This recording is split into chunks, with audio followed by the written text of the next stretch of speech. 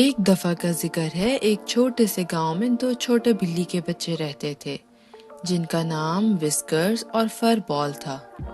گرمیوں کے ایک گرم دن وہ رنگین پھولوں سے بھرے ایک خوبصورت باغ میں ملے۔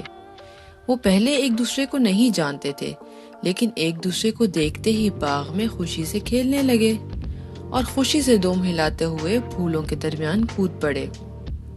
وسکرز براؤن کلر کی تھی اور فر بال گرے کلر کی بلی تھی۔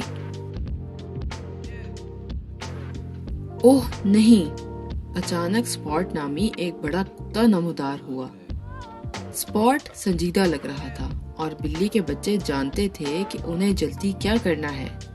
وسکر اور فر بال نے ایک دوسرے کی طرف دیکھا اور وہ جانتے تھے کہ سپاٹ سے بھاگنے کا وقت آ گیا ہے۔ پیچھا کرنے کا ایک دلچسپ کھیل شروع ہوا جو چھلانگوں، موڑ اور ہنرمندانہ چالوں سے بھرا ہوا تھا۔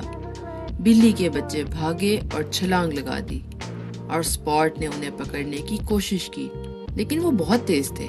سپاٹ بھونکتا رہا، وف وف، لیکن بلی کے بچے بچ گئے اور محفوظ رہے۔ دلچسپ تعاقب کے بعد انہوں نے باقی دن ایک ساتھ گزارنے کا فیصلہ کیا۔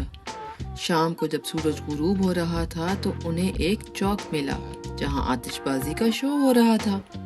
انہوں نے رنگین آتش بازی دیکھی اور ہنستے ہوئے ہر نئے رنگ کے ساتھ کہا، اوہ واو، آہا!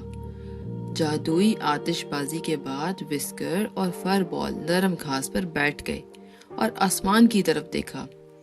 روشن چاند نے ان کے راستے کو روشن کیا اور یہ بہت خوبصورت تھا۔